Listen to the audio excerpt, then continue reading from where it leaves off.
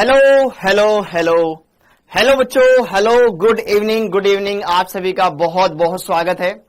I hope आप सभी अपने घरों पर एकदम स्वस्थ है, मस्त है। हेलो जी, हेलो, गुड इवनिंग बेटा, good evening. Hello Sidhu Moosewala, hello Mayank Thakur, hello hello Mayank, very good बेटा। लगाए थे आपने जेई वाले पीवाई की, वेरी गुड बेटा।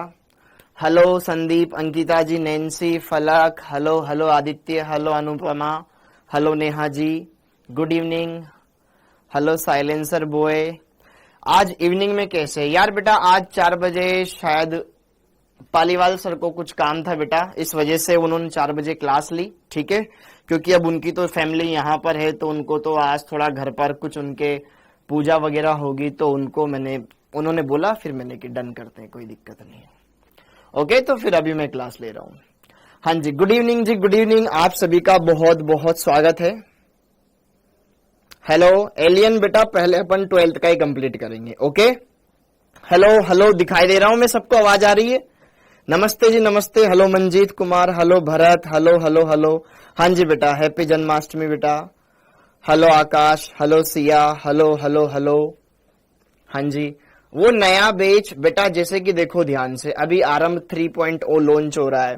अब आपके पास ऑलरेडी एक लाइव बेच है, तो आपको एक रिकॉर्डेड बैच ऑलरेडी दिया गया है, ठीक है। वो एज अ गिफ्ट, आप रिकॉर्डेड क्लासेस देखना चाहो तो आप उसको यूज कर सकते हो। ओके, हाँ जी, जिसमें डे बाय डे के हिसाब से क्लासेस आएगी, उसके लिए परेशान नहीं होना है। ओके, हाँ जी। अब चलिए, अब हम बात करते हैं बेटा आज के लेक्चर के बारे में।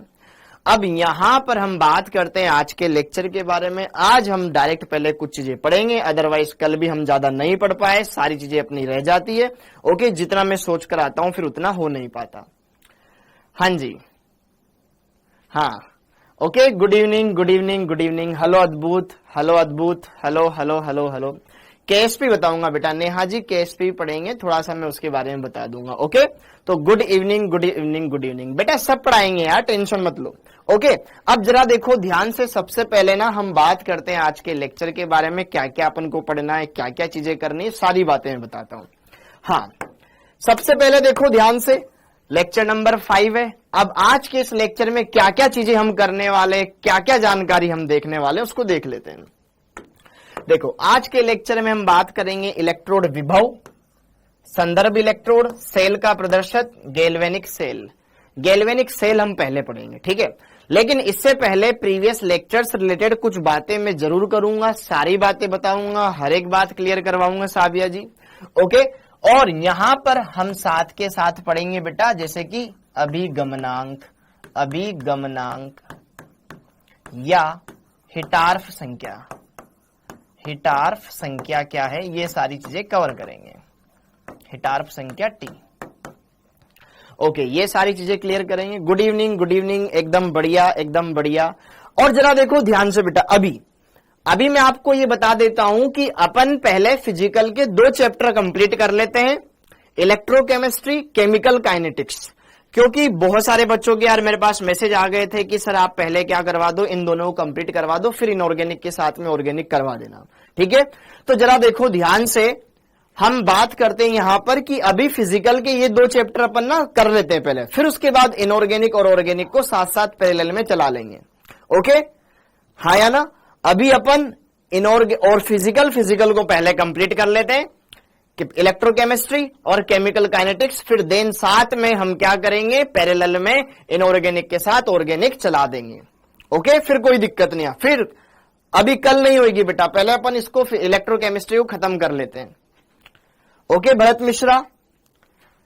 मिश्रा जी, आपको समझ में तो आ जाएगी, लेकिन जब घर जाओगे आप क्वेश्चंस लगाओगे तो शायद उनमें थोड़ी बहुत ट्रिक्स लगानी पड़ जाए। ओके, हाँ जी, फिजिकल केमिस्ट्री की बेटा 2 चैप्टर है आपके 12th के, एक इलेक्ट्रोकेमिस्ट्री, एक केमिकल काइनेटिक्स, वैद्युत रसायन और रासायनिक बलगतिकी। हाँ जी, ओके बेटा, ओके। अब जरा देखो ध्यान से, यहां पर फटाफट से मैं आज की बातों को आपको समझाता हूं बढ़िया से। और अपन को आज थोड़ा ना पढ़ना है, क्योंकि पिछले लेक्चर में भी ज्यादा अपन कुछ कर नहीं पाए थे। ओके, तो अब पिछले लेक्चर से उभरते हुए आज आगे हम बढ़ते हैं, सारी बातों को क्लियर करेंगे, अच्छे सारी बातें समझ में आएगी, सारी बातें मैं बढ़िया समझाऊंगा, हर एक बात को क्लियर करेंगे। तो जरा देखो ध्यान से, आज का अपना टारगेट है कि ये कुछ टॉपिक्स है जो अपन को कवर करने हैं। ओके, अब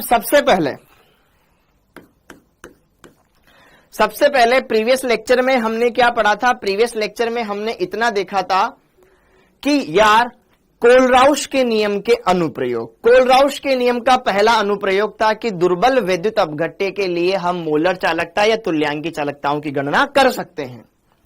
ठीक है, उसके लिए हमें वो इक्वेशन लिखना आई थी।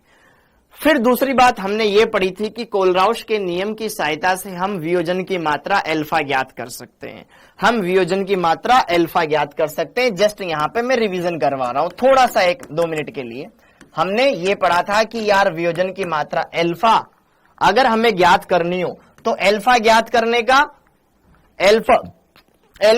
करने का यहां पर सिंपल सा फॉर्मूला था कि lambda M upon lambda M at infinity, या फिर आप अगर तुल्यांकी चालकता पता हो तो तुल्यांकी चालकता अपॉन तुल्यांकी चालकता एट इंफिनिटी। तो यहां पर आप अल्फा ज्ञात कर सकते हो। दूसरी, वियोजन स्थिरांक आपको ज्ञात करना हो तो वियोजन स्थिरांक होता है Ka बराबर, जो कि क्या होगा, C अल्फा स्क्वायर, जहां C क्या है बेटा, सांद्रता मोलरता के पदों में। अगर आपको नॉर्मलता दे रखी है तो पहले उसको मोलरता में कन्वर्ट करेंगे।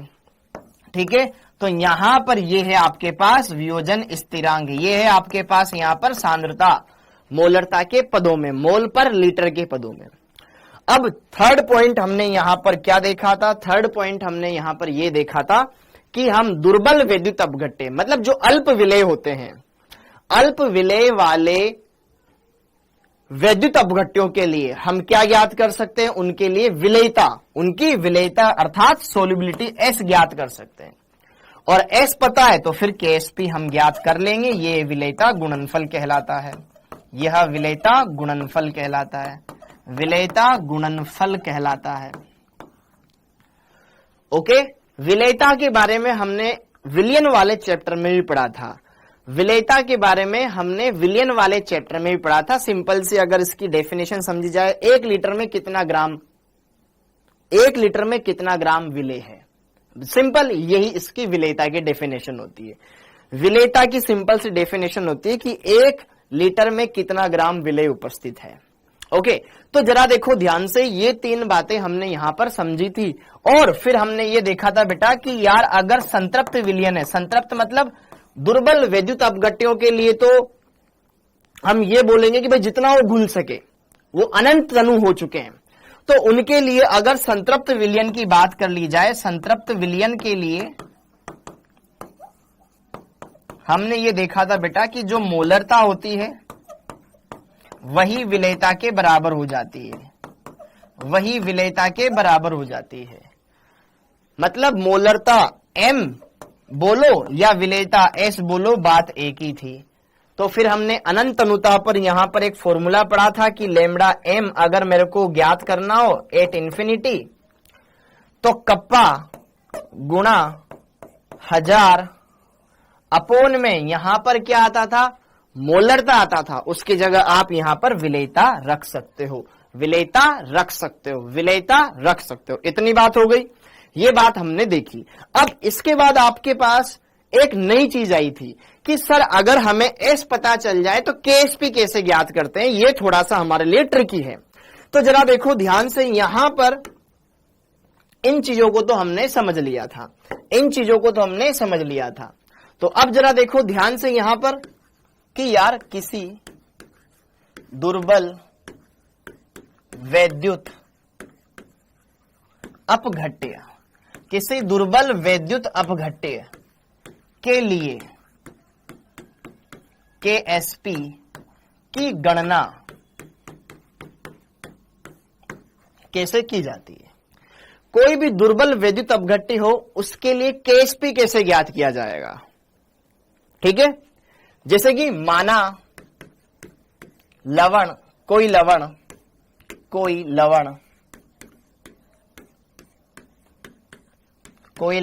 AXBY है। ठीक है, AXBY है, जो कि निम्न प्रकार वियोजित होता है। थोड़ा सा लिखवा देता हूं, निम्न प्रकार वियोजित होता है।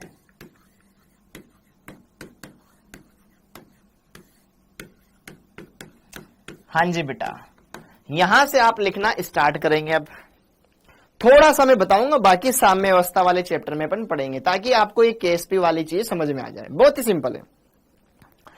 जैसे कि मान लीजिए हमारे पास कोई ax by एक वैद्युत अपघट्य है, तो ax by एक वैद्युत अपघट्य है, तो बेटा किस तरीके से ये टूटेगा? ये किस तरीके से टूटेगा सर? x तो ये a देगा, x तो ये a देगा, और y क्या देगा? ये b देगा, हाँ या ना?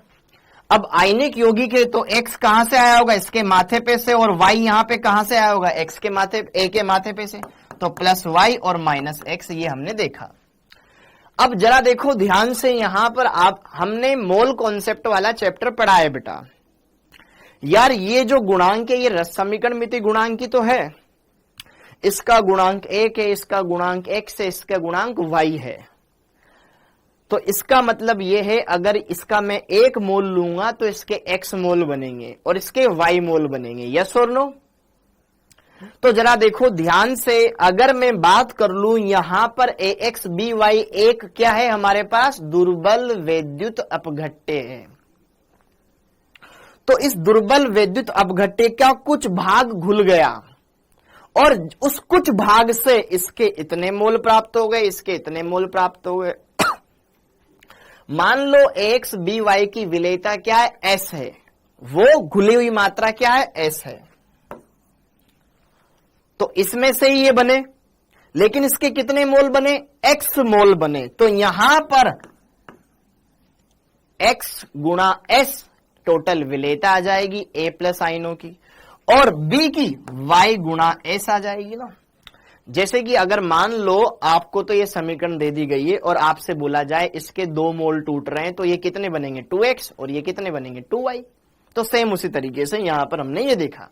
तो केएसपी निकालने का कोई भी यहां पे लवण दे दिया जाए, उसका सिंपल सा सूत्र है, यहां पे जो विलेयता आई है, इसकी जो विलेयता आई है, ठीक है। तो केएसपी ज्ञात करने का बेटा सिंपल सा फॉर्मूला है कि यार यहां पे जो कोई भी आपको वैद्युत अपघट्य दे रखा होगा उसको तोड़ लो आयनों में। तोड़ लिया, तोड़ लिया, तोड़ लिया। इसके कितने बने? उससे विलेयता को गुणा कर दिया। इसके कितने मोल बने? उसको विलेयता से गुणा कर दिया। कर दिया। तो यहां पे जरा देखो ध्यान से, एक ही विलेयता, इसका जो रस समीकरण मिति गुणांक है वो घात में चला जाएगा, ठीक है। ओके, बी की विलेयता और उसका रस समीकरण मिति गुणांक। इस समीकरण की मदद से आप आराम से केएसपी ज्ञात कर सकते हो किसी के भी लिए। साथ के साथ लिखते रहें बेटा। अब जरा देखो ध्यान से, कल मैंने यहां पे डायरेक्ट कर दिया तो बहुत सारे बच्चे शॉक्ड हो गए कि ये कैसे आ गया सर, 27 कैसे आ गया। देखो इस पूरे की घात है x, तो x की घात x और s की घात भी x, x की घात s, x गुणा s की घात x, ठीक है। और फिर यहां पर y की घात y गुणा s की घात y, ठीक है। तो यहां पर जरा देखो ध्यान से, केएसपी ज्ञात करने का सिंपल सा फॉर्मूला है कि यार x की पावर x, जो भी यहां पे संख्या है उसको उसी की घात पे चढ़ा दो, ठीक है। x की पावर x, y की पावर y, y की पावर y गुणा s की पावर। जरा देखो ध्यान से, आधार समान है, घातें जोड़ी जा सकती है, घातें जोड़ी जा सकती है, ये हो जाएगा x प्लस वाई।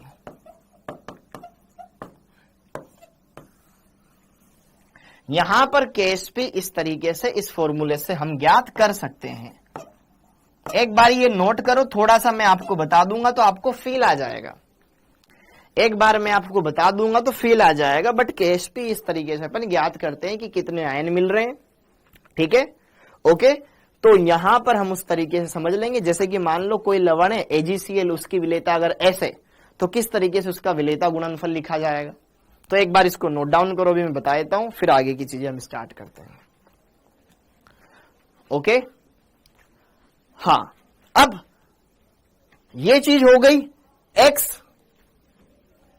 अच्छा, उधर जगह नहीं है मेरे पास तो मैं इधर लिख देता हूं, जहां x क्या है, जहां x है A का रस समीकरण मिति गुणांक, रस समीकरण मिति गुणांक, और y क्या है, बी का रस समीकरण मिति गुणांक। ए है एक्स है ए का रस समीकरण मिति गुणांक और y है b का रस समीकरण मिति गुणांक। क्या इतनी बात क्लियर हो गई? जैसे कि देखो ध्यान से यहां पर एक उदाहरण लेते हैं। उदाहरण, यदि AgCl की विलेयता मतलब विलेयता S हो तो KSP कैसे लिखेंगे? तो जरा देखो ध्यान से, AgCl किस तरीके से टूटेगा बेटा? AgCl टूट जाएगा एक Ag प्लस और Cl माइनस में। तो जरा देखो ध्यान से, विलेयता KSP निकालने का फॉर्मूला क्या है? Ag कितने हैं? एक है। Cl कितने हैं? एक है।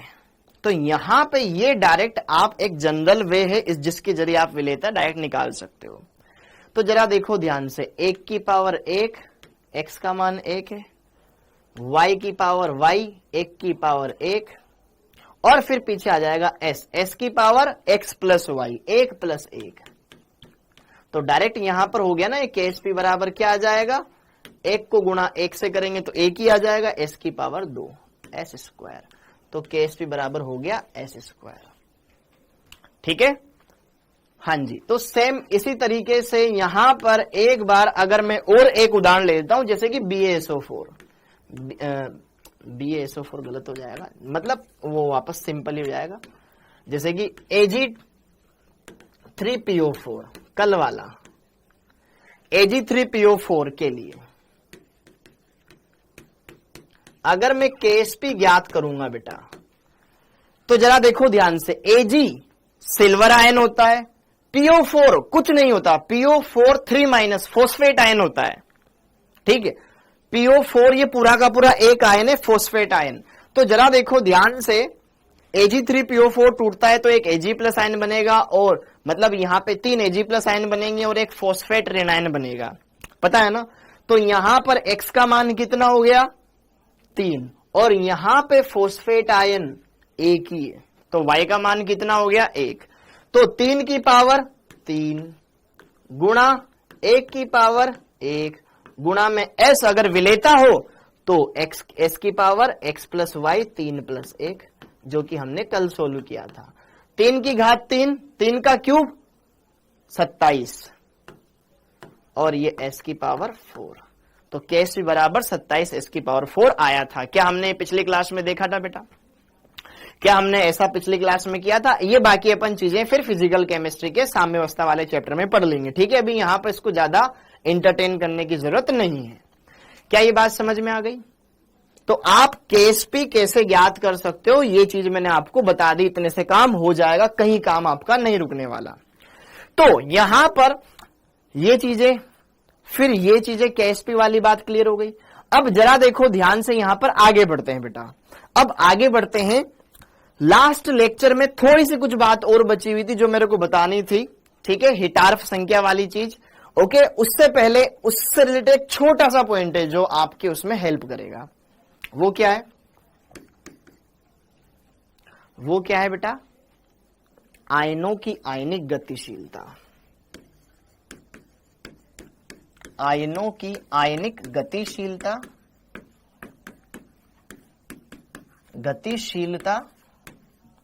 आयनों की आयनिक चालकता।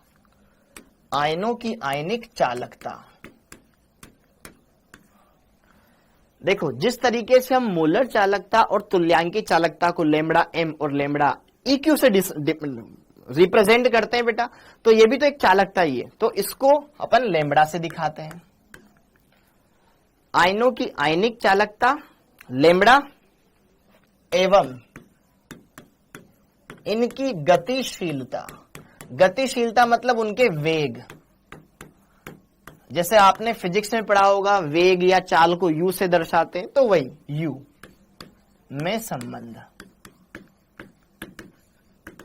छोटा सा टॉपिक है, मुश्किल से 4 लाइन का, और कुछ नहीं। आयनों की गतिशीलता लैम्बडा, आयनिक चालकता और इनकी गतिशीलता u में संबंध। चालकता को लैम्बडा से दर्शाते हैं, गतिशीलता मतलब उनकी चाल। अब जरा देखो ध्यान से, किसकी चालकता ज्यादा होगी? जो जितना ज्यादा गतिशील होगा, जिसकी गतिशीलता कम उसकी चालकता कम। मतलब हम ये बोल सकते हैं जो आयन जितना गतिशील होगा उसकी आयनिक चालकता भी उतनी ज्यादा होगी, हाँ या ना? कोई वैद्युत अपघट्य है, उस वैद्युत अपघट्य ने धनायन दिया, ऋणायन दिया, तो धनायन की आयनिक चालकता कब ज्यादा होगी? जब उसकी गतिशीलता ज्यादा होगी। ऋणायन की आयनिक चालकता कब ज्यादा होगी? जब उसके ऋणायन की गतिशीलता ज्यादा होगी। मतलब कहीं ना कहीं दोनों समानुपाती है, गतिशीलता और चालकता। तो यहां पे जरा देखो ध्यान से, यहां पे जरा आपको ये थोड़ी सी बात समझनी है कि विद्युत अपघट्य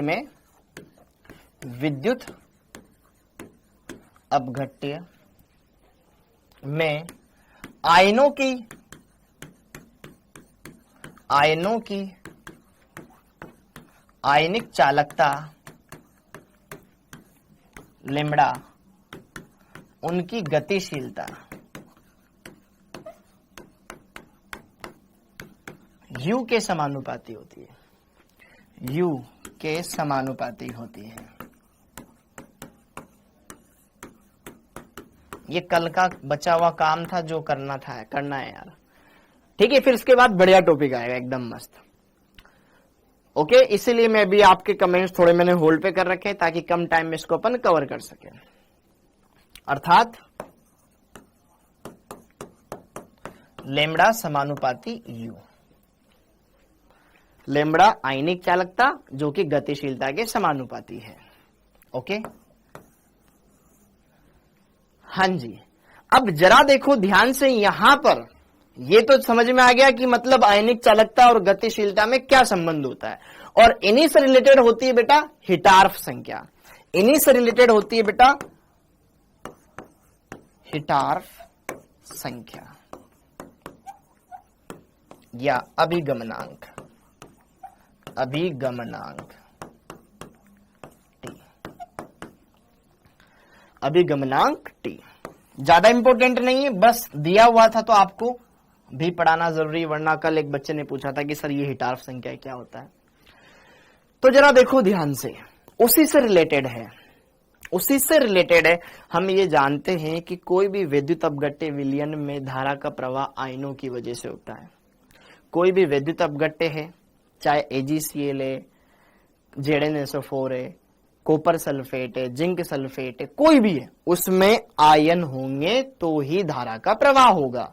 मतलब कोई भी विद्युत अपघट्य में आयनों का प्रवाह होने की वजह से ही धारा प्रवाहित होती है। तो यहां पर जैसे कि मान लो दो लोग मिलकर के किसी एक कार्य को करते हैं और उन कार्य को उसने संपन्न किया, तो एक का योगदान कितना रहेगा? 50%। 3 मिलके करते हैं तो एक का योगदान कितना रहेगा? 1/3%। 4 मिलके करते हैं तो एक का योगदान कितना रहेगा? 1/4%। 5 मिलके करते हैं तो एक का योगदान कितना रहेगा? 1/5%। तो जरा देखो ध्यान से कि यार धारा तो प्रवाह हो रही है, लेकिन उसमें एक आयन का योगदान कितना? वही है हिटार्फ संख्या। भाई आयनों की वजह से धारा प्रवाहित हो रही है, तो कुल धारा का वह अंश जो एक आयन के द्वारा होता है वही उसकी हिटार्फ संख्या या अभिगमनांक कहलाता है। जैसे याद है अपन ने जब संकरण पढ़ा था तो उसमें संकृत कक्षक में पढ़ा था हमने प्रतिशत S लक्षण। sp में 50% होते हैं, sp2 में 33% होते हैं और sp3 में 25% होते हैं, मतलब S का योगदान। उसी तरीके से यहां पर किसी आयन का धारा प्रवाह में क्या योगदान है या उसका धारा प्रवाह में कितना अंश है, वही उसकी हिटार्फ संख्या कहलाता है। क्या ये बात रिलेट कर पा रहे हो आप? तो हिटार्फ संख्या नथिंग बट, ठीक है, किसी, लिखिएगा बेटा, किसी विद्युत अपघट्य विलयन में धारा का प्रवाह आयनों के कारण होता है, ठीक है? ओके,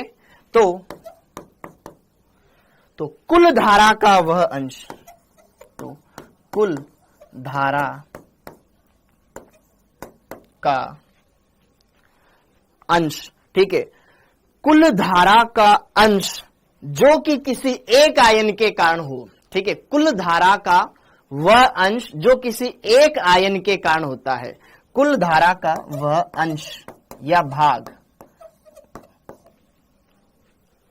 ठीक है, कुल धारा का वह अंश या भाग जो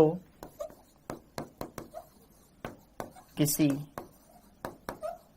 आयन के कारण हो उसका अभिगमनांक, अभिगमनांक कहलाता है। मतलब मेरा योगदान कितना। जैसे आप पूछते हो ना कि सर नीट में मोस्ट इंपोर्टेंट चैप्टर कितने हैं, किस चैप्टर से ज्यादा क्वेश्चन आते हैं, हाई वेटेज वाला चैप्टर कौन सा है, हाँ या ना। या अगर हम बात करें फिजिक्स केमिस्ट्री बायोलॉजी में सबसे ज्यादा मार्क्स किस में आएंगे, सबसे ज्यादा वेटेज है बायोलॉजी का 360 नंबर, फिर 180 की केमिस्ट्री, 180 की फिजिक्स। तो सेम उसी तरीके से कुल मार्क्स में जिस तरीके से अलग अलग का अलग अलग वेटेज है, सेम उसी तरीके से कुल धारा का वह अंश जो किसी एक आयन के कारण हो उसका अभिगमनांक कहलाता है। ठीक है कि वेटेज मतलब किसका वेटेज ज्यादा किसका वेटेज कम, वही वाली बात है। तो यह कहलाता है अभिगमनांक। अब जैसे कि धनायन का अभिगमनांक निकालना है या ऋणायन का अभिगमनांक निकालना है या उनकी हिटार्फ संख्या निकालनी, तो वो हम देख लेते हैं और इस टॉपिक को यहीं पर एंड करते हैं, ये खत्म है। हाँ जी, अब जैसे कि देखो ध्यान से, आगे स्पेस नहीं है तो एक पेज मुझे ऐड करना पड़ेगा इसमें। ये नोट कर लीजिए बेटा फटाफट से, फिर इसके बाद अपन कमेंट्स फिर ऑन करेंगे। हाँ, एक बार फटाफट से इस चीज को समझ लीजिए बेटा, सिंपल है सब कुछ, यहां पर सिंपल है, सारी बातें सिंपल है, ऐसा कुछ नहीं है कि जो आप समझ ना पाओ। अब यहां पर अगर हम बात करें जैसे कि धनायन का, ओहो, धनायन का अभिगमनांक, गमनांक का अभिगमनांक, हाँ जी, अगर हम धनायन का अभिगमनांक की बात करें, मतलब हमें टी तो ज्ञात करना है। टी क्या है यहां पर, टी क्या है यहां पर, अभिगमनांक। हिटार्फ संख्या को टी से रिप्रेजेंट कर रहे हैं हम यहां पर। तो अगर हम धनायन के लिए ज्ञात करना चाहेंगे तो ये क्या हो जाएगी यार, जरा देखो ध्यान से, कोई भी वैद्युत अपघट्य तो उसमें दो प्रकार के आयन होंगे, एक धनायन होगा एक ऋणायन होगा। तो चालकता धनायन के कारण भी होगी और ऋणायन के कारण भी होगी। तो अगर मैं धनायन की चालकता का अंश निकाल लूं, जैसे मोल अंश कैसे निकालते हैं, स्वयं के मोल बटे कुल मोल, तो यहां पर हम अंश कैसे निकालेंगे, धनायन के कारण आयनिक चालकता बटे कुल आयनों के कारण आयनिक चालकता, या धनायन की गतिशीलता बटे कुल आयनों की गतिशीलता। सेम वैसे यहां पे करना है। तो अगर मैं हिटार्फ संख्या निकालना चाहता हूं धनायन की, तो यहां पर क्या करेंगे, लैम्बडा धनायन, मतलब धनायन की आयनिक चालकता बटे धनायन की आयनिक चालकता प्लस ऋणायन की आयनिक चालकता, या इसी तरीके से इनकी गतिशीलता को भी अपन ले सकते हैं। भाई यू से रिप्रेजेंट करते हैं ना गतिशीलता को, धनायन की गतिशीलता बटे धनायन की गतिशीलता बटे प्लस ऋणायन की गतिशीलता। अभी एक साथ इनको लिख लेंगे। तो ये तो धनायन का अभिगमनांक हो गया, ठीक है, ये लैम्बडा और यू यहां से उठाया। और अगर हम इसी तरीके से ऋणायन का अभिगमनांक निकालना चाहें, ऋणायन का अभिगमनांक, ऋणायन का अभिगमनांक नांक हम ज्ञात करना चाहें टी ऋणायन, तो ये उल्टा हो जाएगा कि भैया ऋणायन का अंश कितना है, तो स्वयं के मोल बटे कुल मोल, उसी तरीके से स्वयं की चालकता बटे कुल चालकता, या स्वयं की गतिशीलता बटे कुल गतिशीलता। हाँ जी, यहां पर लैम्बडा ऋणायन बटे लैम्बडा धनायन प्लस लैम्बडा ऋणायन बस इसी के साथ ये खत्म। U यहां पर ये हो जाएगा ऋण आयन बटे में U ऋण आयन प्लस U धनायन। तो ये है बेटा जी इनकी हिटार्फ संख्या। अब बस थोड़ा सा यहां पे लिख लो, जहां लैम्ब्डा धनायन क्या है, लैम्ब्डा धनायन, फिर ऋणायन की तो आप समझ जाओगे, ठीक है। लैम्ब्डा धनायन, धनायन की आयनिक चालकता, धनायन की आयनिक चालकता, धनायन की आयनिक चालकता, आयनिक चालकता, ये है लैम्ब्डा m, लैम्ब्डा धनायन सॉरी। और अगर हम बात करें यहां पर U धनायन, ये क्या है, धनायन की गतिशीलता, गतिशीलता। तो ये टॉपिक आपके दे रखा था, तो ये अपन ने कंप्लीट कर लिया। और जिस तरीके से हमें पता है कि मोल प्रभाजों का योग 1 के बराबर होता है, तो अगर कोई विद्युत अपघट्य है तो जिसमें धनायन भी है और ऋणायन भी है, तो उनकी हिटार्फ संख्याओं का योग भी सदैव 1 ही आएगा। जैसे कोई विलेय और विलायक है, तो विलेय के मोल प्लस विलायक के मोल बराबर 1 होते हैं, तो धनायन की हिटार्फ संख्या प्लस ऋणायन की हिटार्फ संख्या बराबर 1 हो जाएगा। ये बात भी ध्यान रखना, ठीक है। तो T धनायन, अरे T धनायन प्लस T ऋणायन, इनका योग 1 के बराबर हो जाएगा। बस ये खत्म। हाँ जी, तो ये एक बारी आप नोट कर ले, सिंपल सी चीज है, आराम से आप समझ सकते हैं। और इसके अंदर मेरे को ज्यादा क्वेश्चन दिखे भी नहीं, ठीक है, इस वाले टॉपिक पर, तो ज्यादा इसको अपन को ज्यादा वैल्यू भी नहीं देनी है। हाँ जी, अब अगर हम बात करें कुछ और टॉपिक्स पर, अब हम स्टार्ट करेंगे यहां पर इलेक्ट्रोड विभव या फिर विद्युत रासायनिक सेल। हाँ जी, विद्युत रासायनिक सेल। बेटा इतना पढ़ा चुका हूं, चालकता को कैसे लिखते हैं? अरे यार ये आयनिक चालकता है बेटा, ये आयनिक चालकता है, ये आयनिक चालकता है बेटा। जरा देखो ध्यान से, आयनिक चालकता लैम्ब्डा, ये वो नहीं है बेटा आयशा सिद्दीकी की जो अपन पढ़ते हैं। हाँ जी, जरा देखो ध्यान से, आयनिक चालकता U, आयनिक चालकता लैम्ब्डा, जैसे तुल्यांक की चालकता होती है, मोलर चालकता होती है वो, और यहां पर ये गतिशीलता है उनके वेग से रिलेटेड। हाँ जी, अब यार देखो तुम्हारे कमेंट खोलते हैं ऐसे, गवर्नमेंट कॉलेज की फीस कितनी होती है? बेटा अभी ये चीजें मत करो यार,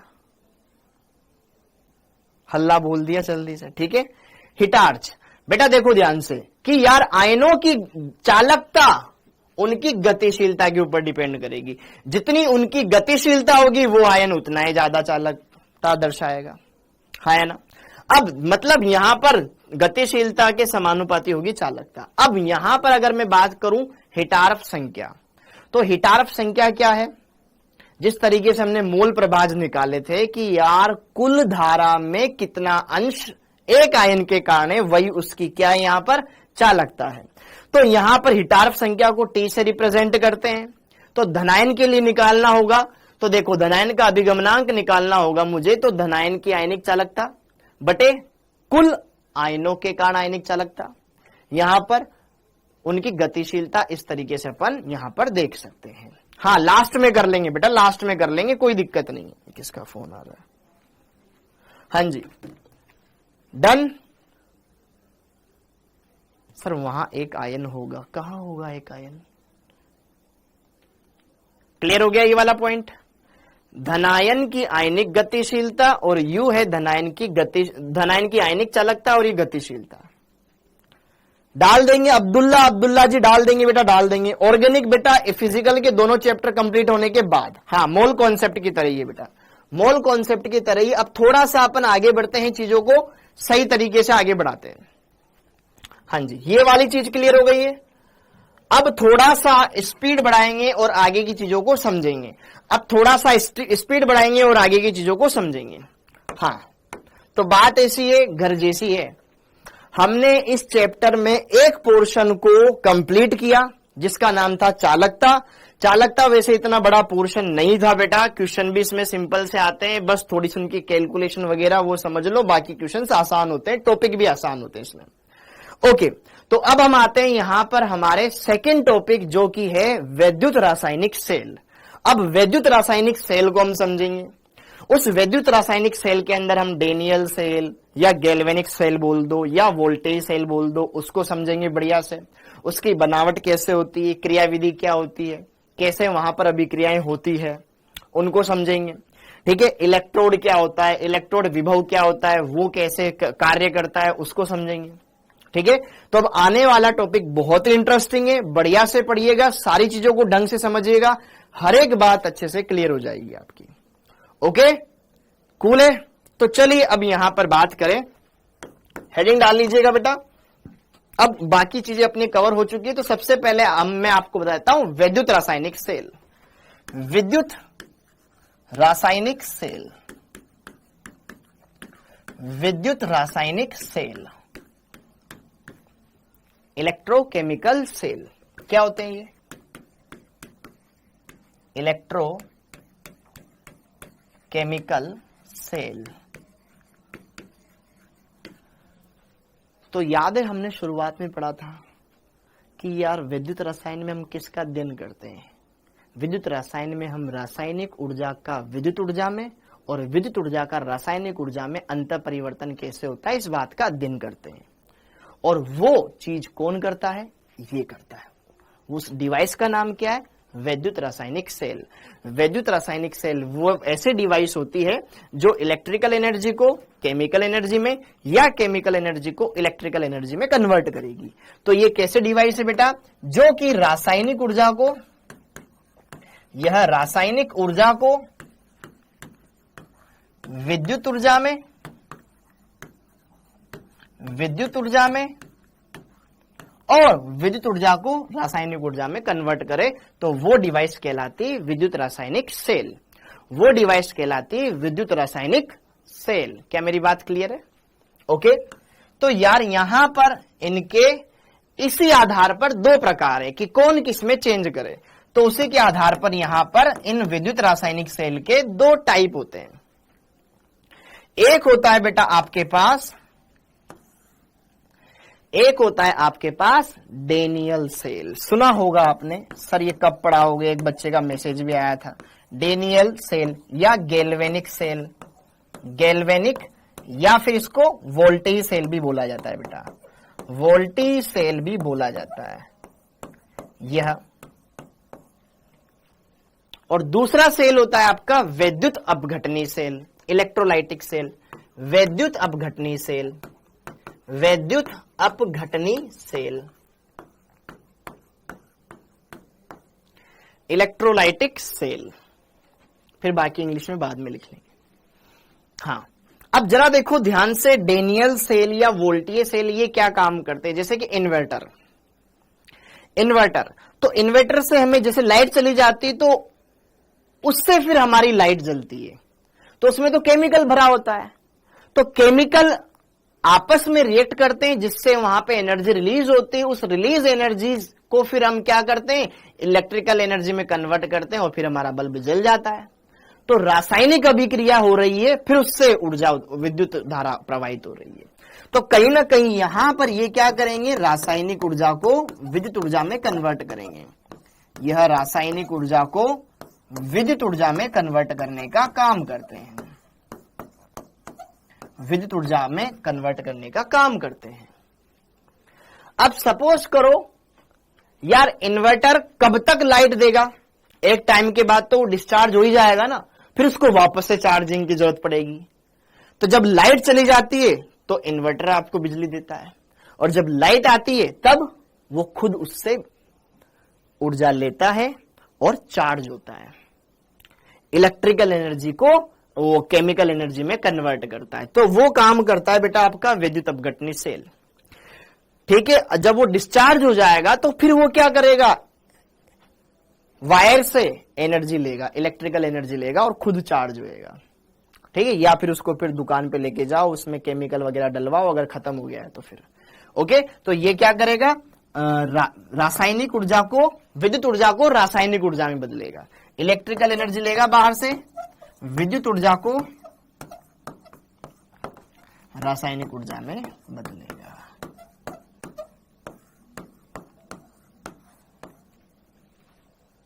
हाँ या ना यार, अपने मोबाइल में भी तो ऐसा ही सिस्टम है, केमिकली तो भरा है, लिथियम आयन बैटरी तो होती है इसमें, ठीक है, इसको बार बार चार्ज करने की जरूरत पड़ती है।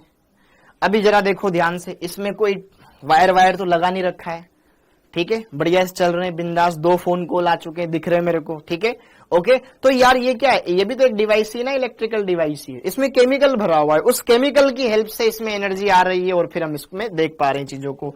तो ये भी इस तरीके से वर्क कर रहा है। जब ये डिस्चार्ज हो जाएगा तो इसको चार्जिंग की जरूरत पड़ेगी, तो फिर वहां पर ये क्या करेगा, इलेक्ट्रिकल एनर्जी उसमें जो लिथियम आयन बैटरी बेटा उनमें स्टोर हो जाएगी, फिर वो केमिकल रिएक्शन से यहां पर सारी चीजें अपने को शो करवाएगी। मतलब सिंपल सी बात है, आराम से हम यहां पर दोनों को समझ सकते हैं। अब हम इसमें सबसे पहले पढ़ेंगे डेनियल सेल। सबसे पहले पढ़ेंगे हम यहां पर डेनियल सेल क्या होता है, ओके। तो आइए इसको हम बात करते हैं, सारी चीजों को समझते हैं, हर एक बात को क्लियर करते हैं, ओके। तो पहले हेडिंग डाल लीजिएगा आप यहां पर, डेनियल सेल या गैल्वेनिक सेल या वोल्टेज सेल, ठीक है, ओके। तो ये सारी चीजें मैं आपको बढ़िया से खुद समझाऊंगा, ठीक है। जैसे कि देखो ध्यान से, सबसे पहले आप यहां पर इस डायग्राम पर ही देख पा रहे होंगे, फ्रंट वाले पर, ये आपका डेनियल सेल ही है बेटा, यहां पर आपका ये एक डेनियल सेल ही है। तो हेडिंग डाल लो, डेनियल सेल या गैल्वेनिक सेल या वोल्टेज सेल। तो इस सेल में होता क्या है, जैसा आप डायग्राम में देख रहे हैं सेम ऐसा ही होता है हकीकत में। अगर आपने 12th में प्रैक्टिकल किए होंगे लास्ट में स्कूल में जाकर के, तो वहां पे भी करवाते हैं, ओके। वही जिंक सल्फेट कॉपर सल्फेट वाला सोल्यूशन दिलवा करके, ओके। तो यहां पे क्या होता है, इस डायग्राम में आप साफ साफ देख पा रहे हो कि इसमें यार 2 अलग अलग पात्र है, एक पात्र ये है, एक पात्र ये है। इस पात्र में भी एक इलेक्ट्रोड की एक छड़ को डुबा रखा है, अभी इलेक्ट्रोड नहीं बोल रहा हूं, ये एक छड़ है, ये दूसरी एक छड़ है, और इन दोनों छड़ों का संबंध एक वायर से कर दिया गया है। यहां पे बीच में बल्ब, वोल्ट मीटर ये लगा दिया जाएगा, ताकि आपको पता चल जाए ना कि बल्ब जल गया, मतलब धारा प्रवाहित हो रही है। उसमें विभव मापी में जो यहाँ पे वोल्ट मीटर है, इस वोल्ट मीटर में कोई ना कोई विक्षेप आ जाएगा, इससे पता चल जाएगा कि यहाँ धारा तो बह रही है, ओके। और दोनों के बीच में एक उल्टी यू आकार की नलिका हमने डाल रखी है, जिसको सोल्ट ब्रिज बोलते हैं, हिंदी में बोलते हैं लवण सेतु। तो ऐसा इसका सिस्टम होता है, ऐसी इसके डिवाइस होती है, ओके। इसमें भी कुछ ना कुछ विलयन भरा होगा, लवण भरा होता है, उस लवण का जलीय विलयन, इधर भी लवण लेंगे, उसका जलीय विलयन लेंगे, और उसी की धातु की छड़ हम इसमें डुबो के रखते हैं। इस छड़ को इलेक्ट्रोड बोलेंगे, ठीक है, इन्हें हम क्या बोलेंगे, इलेक्ट्रोड्स बोलेंगे बेटा जी, ओके। और फिर यहां पर बाकी चीजें इसी के अंदर आने वाली है। तो ये थोड़ी सी इसकी बनावट है, ये हम अभी खुद बनाएंगे। तो एक बार बेसिक सा आइडिया अपन ने ले लिया। तो जरा देखो ध्यान से यहां पर गैल्वेनिक सेल। अब इसमें कुछ चीजें जो आपको ये लिखनी है बेटा, ये सारे पॉइंट लिख लो, क्योंकि इसमें लिखाता में टाइम लगता, हाँ जी, उनकी जगह अपन डायग्राम बनाएंगे। तो जरा देखो ध्यान से, गैल्वेनिक सेल, गैल्वेनिक सेल में क्या होगा, गैल्वेनिक सेल, इसमें 2 अर्ध सेल होते हैं, 2 अलग अलग पात्र होते हैं। प्रत्येक अर्ध सेल में धातु छड़ को इसके लवण के जलीय विलयन में रखा जाता है। जैसे कि ये जिंक की छड़ है, तो जिंक के जलीय विलयन में इसको डुबो के रख देंगे, जैसे कि जिंक सल्फेट में। पहला पॉइंट क्लियर, ओके। इन धातु छड़ों को इलेक्ट्रोड कहा जाता है। यह 2 इलेक्ट्रोड हैं, ठीक है, ओके। इन्हें एक सुचालक तार से आपस में जोड़ देंगे बाहर की तरफ, ठीक है। अगला, दोनों विलयनों को लवण सेतु द्वारा जोड़ते हैं, उल्टी यू आकार की नलिका लवण सेतु कहलाती, क्लास 11 में भी पढ़ा होगा आपने, ठीक है, ओके। अब ये जो 2 अलग पात्र है, इन दोनों में अभिक्रिया होगी, आधी अभिक्रिया इधर होगी, आधी अभिक्रिया इधर होगी। तो दोनों में अर्ध सेल अभिक्रियाएं होगी, इधर भी इधर भी, अर्ध सेल अभिक्रिया इधर, अर्ध सेल अभिक्रिया इधर, दोनों को जोड़ेंगे, पूरी सेल अभिक्रिया बन जाएगी। समझ में आ गया, ओके। और यहां पर होती है रेडॉक्स अभिक्रिया, एक तरफ ऑक्सीकरण होगा तो एक तरफ अपचयन होगा, एक तरफ ऑक्सीकरण होगा तो एक तरफ अपचयन होगा। यार अगर मार्केट में सारे दुकानदार होंगे तो खरीदेगा कौन, तो ग्राहक भी तो होने चाहिए ना। तो एक इलेक्ट्रॉन देगा, दूसरा उसको लेगा, एक देगा दूसरा लेगा, ऐसे कारोबार चलेगा इनका। तो जरा देखो ध्यान से, ऑक्सीकरण तथा अपचयन अर्ध अभिक्रियाएं पृथक पृथक इलेक्ट्रोडों पर होती है और विद्युत धारा का प्रवाह तार द्वारा होता है। तो पहले आप ये 4 पॉइंट लिख लिए हो तो नोट कर लो। ओके, फिर हम आगे बढ़ते हैं। ये 4 पॉइंट लिख लिए हो तो बढ़िया बात है, फिर अपन आगे बढ़ते हैं। हाँ जी, क्लियर है? सेल है बेटा, ये सेल, वो कोशिका नहीं है तुम्हारी बायोलॉजी वाली। ओके, हाँ जी, ठीक है। अब जरा देखो ध्यान से यहां पर, अब इसका डायग्राम हम बना लेते हैं। अब जरा देखो ध्यान से यहां पर डायग्राम, इसमें 2 अर्ध सेल होते हैं। तो यार जरा देखो ध्यान से, ये रहे वो 2 अर्ध सेल, बनाओ आप भी, ठीक है। ये रहे 2 अर्ध सेल, ठीक है। वैसे मैं ड्राइंग में इतना अच्छा नहीं हूं, ठीक है, ओके। और अगर हम बात करें यहां पर, इसमें भी एक इलेक्ट्रोड लेंगे, इसमें भी एक धातु का इलेक्ट्रोड लेंगे, छड़, और इसमें क्या होगा, इसका जलीय विलयन भरा होगा। इधर भी यहां पर इसी धातु का कोई लवण का विलयन लेंगे हम, ठीक है, ओके। इन दोनों इलेक्ट्रोडों का संबंध हम किससे कर देंगे, यहां पर एक बल्ब लगा देते हैं अपन बीच में, ठीक है, पता लग जाए। और फिर यहां पर वोल्ट मीटर लगा देंगे ताकि उसमें हमें पता लग जाए, विक्षेप आ जाए उसमें, ओके, इसमें विक्षेप आ जाए। हाँ जी, ओके। और इन दोनों का संबंध एक उल्टी यू आकार की नलिका से हम कर देंगे,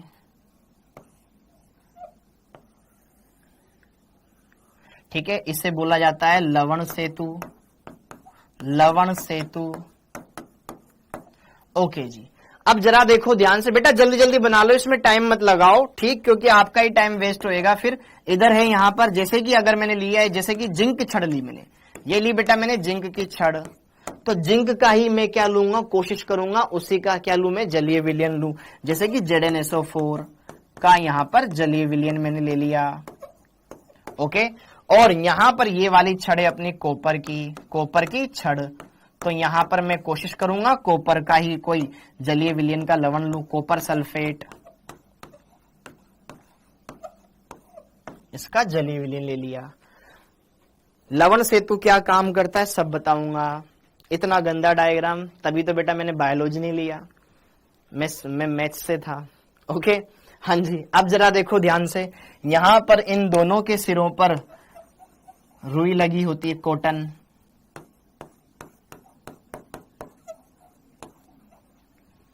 ओके, हाँ जी। अब जरा देखो ध्यान से, यहां पर इतना क्लियर हो गया। अब इस लवण सेतु में एक विलयन भरा होता है KCl प्लस जेल भरी होती है, जेल, अगार अगार, हाँ जी, अगार अगार, हाँ जी। ZnSO4 या CuSO4 ही क्यों लिए बेटा, ताकि अभिक्रिया आराम से हो सके ना इनके बीच में। अगर हम कोई अन्य लेंगे तो फिर किस तरीके से वहां पर अभिक्रिया होगी बेटा, ठीक है। ऑक्सीकरण और अपचयन फिर कैसे आप देखोगे, ठीक है। अगार अगार विलयन, अगार अगार विलयन मतलब जेली जैसी, यहां पर अगार अगार का मतलब है जेली, जेली नुमा यहां पर इनका विलयन होता है। जेली इसलिए लेते हैं ताकि शांतता बनी रहे। हाँ, अब और क्या बच गया, इतनी चीज तो हो गई। अब इतनी बात तो आपको समझ में आ गई। अरे रुई क्यों लगाई, ताकि इधर निकल ना जाए ना बेटा, स्लोली स्लोली चले, स्लोली स्लोली स्लोली स्लोली, हाँ जी, बिल्कुल बेटा, बिल्कुल निधि, हाँ जी। How to crack NEET in 1 hour। अब जरा देखिए ध्यान से, आगे की चीजें अपन यहां पे समझते हैं। अब आगे की चीज यहां पे समझते हैं, हाँ, अगार अगार। अब जरा आगे की चीजों पर आते हैं। ये इधर जिंक की छड़ है, इधर कॉपर की छड़ है, दोनों में जिंक और कॉपर में ज्यादा क्रियाशील होता है बेटा जिंक। जिंक धातु कॉपर से ज्यादा क्रियाशील होती है, मतलब जो प्रबल होगा, जो पहलवान होगा उसकी चलेगी। अब जिंक ज्यादा क्रियाशील है, तो जिंक धातु की क्रियाशीलता कैसे देखते हैं कि कौन कितना जल्दी इलेक्ट्रॉन त्यागता है, तो जिंक ज्यादा क्रियाशील है। तो इस वजह से बेटा यहां पर ये जो जिंक था ठोस अवस्था में, ये पहले इलेक्ट्रॉन त्याग देगा, जिंक 2 इलेक्ट्रॉन रखता है बेटा 4s में, 2 इलेक्ट्रॉन त्याग दिए और यहां पर ये जिंक 2+ में आकर के ये विलयन में आ गया, एक्वस में आ गया। हाँ जी, अभी कैथोड एनोड सब बताऊंगा। तो जरा देखो ध्यान से, यहां पर जिंक जो पहले 0 ऑक्सीकरण अवस्था में था +2 में आ गया, तो ऑक्सीकरण अवस्था 0 से होकर के 2 हो गई, तो ऑक्सीकरण अवस्था में वृद्धि होना ऑक्सीकरण कहलाता है। तो ये प्रोसेस हुआ बेटा आपका ऑक्सीकरण, और ऑक्सीकरण जिस इलेक्ट्रोड पर होता है उस इलेक्ट्रोड को कहा जाता है एनोड। तो ये वाला इलेक्ट्रोड हो गया आपके पास एनोड। हाँ या ना, क्लियर है बेटा? पुलकित आप ऐसे वैद्युत अपघट्य लेंगे जो घुले तो सही, ZnCl2 बेटा अवक्षेप होता है, ठीक है? हाँ जी, अब जरा देखो ध्यान से, अब जब जिंक ने इलेक्ट्रॉन त्याग दिया तो अब अगर इसने दिया है तो इसको लेना पड़ेगा। तो अब जरा देखो ध्यान से, यहां पर हो क्या रहा था कि ये जिंक की छड़ थी, तो जिंक की छड़ से जिंक निकल करके विलयन में चला जा रहा है Zn+2।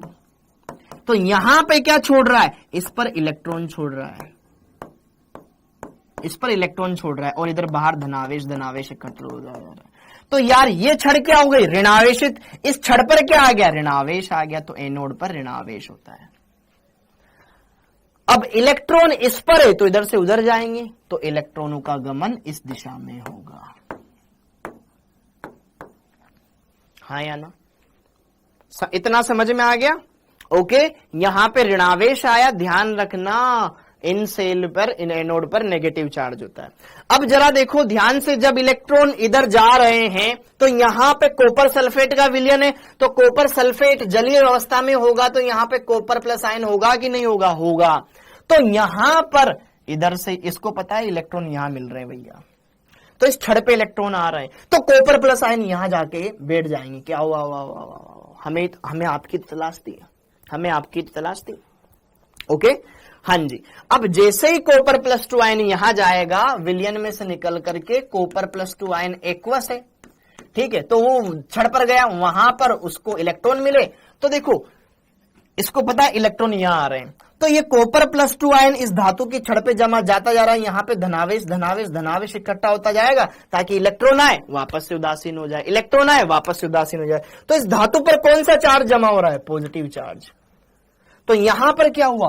कॉपर +2 ने 2 इलेक्ट्रॉन लिए और कॉपर ठोस में कन्वर्ट हो गया। तो ऑक्सीकरण अवस्था पहले 2 थी, अब हो गई 0, तो ऑक्सीकरण अवस्था 2 से घट गई। ऑक्सीकरण अवस्था का घटना अपचयन कहलाता है। तो ये वाला प्रोसेस हुआ अपचयन। तो कैथोड पर यहां ये वाला जो टर्मिनल है बेटा, जिस पर अपचयन होगा उसको बोलेंगे कैथोड, यहां पर होगा अपचयन, और एनोड पर होगा ऑक्सीकरण।